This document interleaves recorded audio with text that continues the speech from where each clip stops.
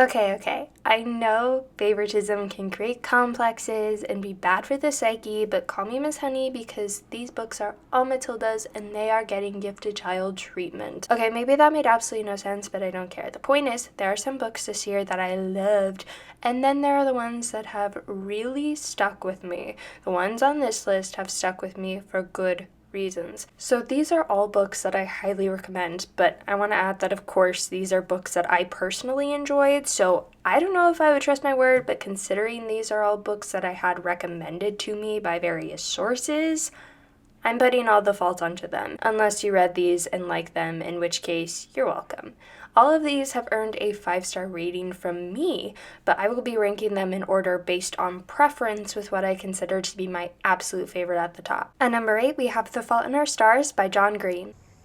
The Fault in Our Stars tells the story of Hazel Grace, a 16-year-old with thyroid cancer who, while attending meetings for a support group, falls for 17-year-old Augustus Waters, who has osteosarcoma. John Green perfectly captures the feelings of young love, both the good parts and the painful ones, which are especially heightened because Hazel knows she doesn't have the same timeline as other teenagers. Cancer is a very sensitive subject for me, and I don't really read a lot of sick lit, but boy, oh boy, am I glad I read this.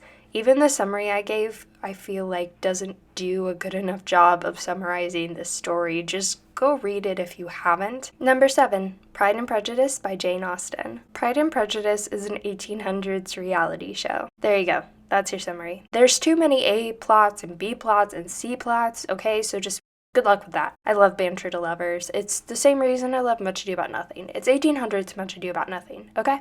This book is a gem.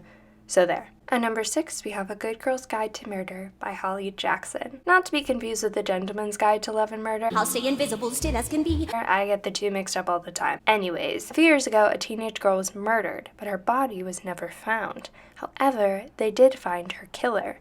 Or so they think. 5 years later, Pippa is now in high school and believes that the case wasn't as open and shut as it was made out to be. Certain that the killer is still out there, Pippa takes on the case for a school project, determined to uncover the real killer while getting that A. This book was so unique while also using a lot of typical YA tropes and themes, especially in the murder mystery genre. I really love how much the experience of the affected families were highlighted, which isn't something I typically see.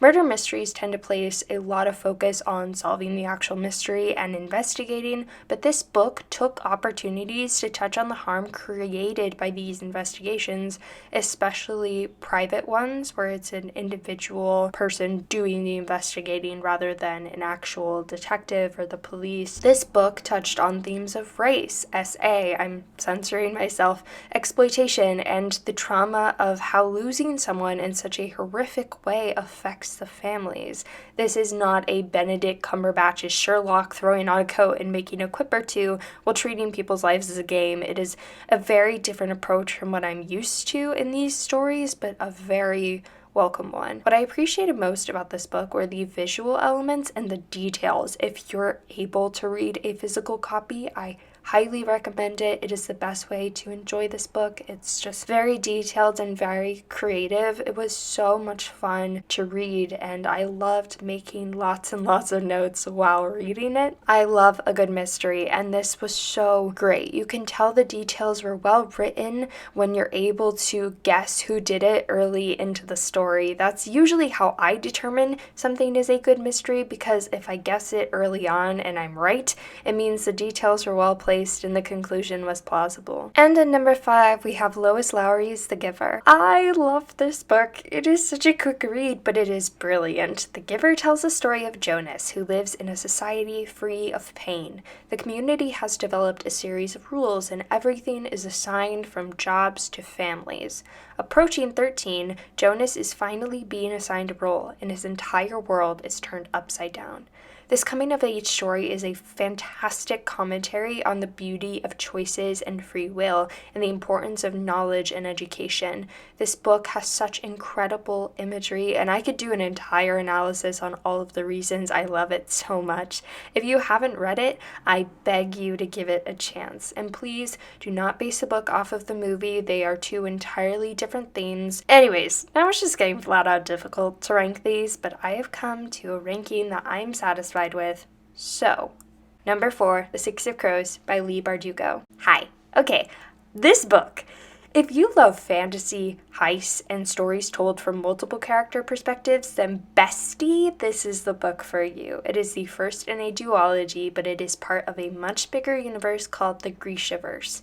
Reading the other series in the universe is not necessary in order to read this one. However, I will warn you, the first 3.5 chapters are kind of difficult to get through. I was really lost and unsure of where the story was going, but it picks up and it all serves a purpose, okay? I was warned about this before I even opened the book, and I came to learn that many other people were also dealing with the same confusion I was, but once you get through that first section, it is so good.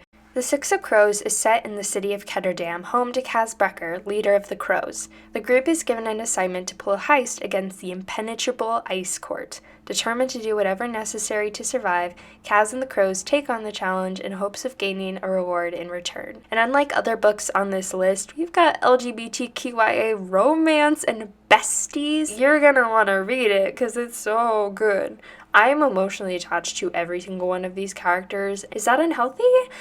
Maybe, but which brings us to number 3, Crooked Kingdom by Leigh Bardugo. Surprise! It's the second book in the duology!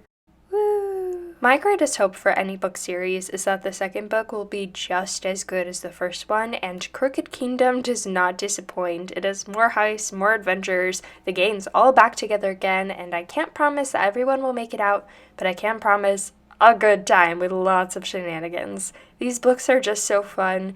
They really are an escape, and I love them. And coming in second, we have... No matter what anybody tells you, words and ideas can change the world. Dead Poets Society by N.H. Kleinbaum. Dead Poets Society tells a story of students attending Welton Academy, an extremely intense and prestigious all-boys preparatory school. With the guidance of the new English teacher, a group of students learn to break out of the academic pressures and rigor to make their lives extraordinary. I feel that it's important that I say a few things about this book, especially because I don't want people to be blindsided if they aren't familiar with this novel already. So because it tells a story of a group of boys at a private school, there aren't really many female characters, and when there are, it's to serve as a romantic B-plot within the story. On an even more important note, this book does have racism, especially against Indigenous communities. This book has also been adopted by the dark academia subculture, which has been largely criticized for Eurocentrism, a lack of diversity, and academic elitism, which are all completely valid criticisms, and all of these are issues that this book has. Although I do love this book and it has had such an impact on me since I read it, I thought it was also important to acknowledge the more harmful influences of this book because it does have problems. The Book Thief by Markus Zusak. Okay, maybe this one is slightly unfair because I actually read it way before 2022. I read it for the first time back in 2011, so since I'm past the 10-year mark, I figured it counted. This is one of my favorite books of all time. I have always loved reading, but this book made me fall in love with reading. The Book Thief is a story narrated by Death, who tells the story of Liesel Memminger, a young girl living in Nazi Germany during World War II. To cope with the fear and uncertainty, Liesel turns to books for escape. Words become a source of power for her, and her use of words becomes a foil for the political climate. I describe this novel as a love letter to literature. I left out a lot of details because if you haven't read it, it's just something you'll have to experience for yourself, and I feel like the less you know, the better. And those were my top 8 for 2022. Thank you so much for watching. If you had some favorite books from this year, I would love to hear them, so please let me know your thoughts. Have you read some of these books before? Have you read all of these books before? What did you think? Are you going to read any of these books now? I highly recommend every single one of them. They're all really fantastic in their own brilliant ways. They're all a mix of genres. I would love your book recommendations if you have any. What's on your reading list for next year? Let me know. Have a great one. Stay safe out there. And thanks for watching. Happy holidays.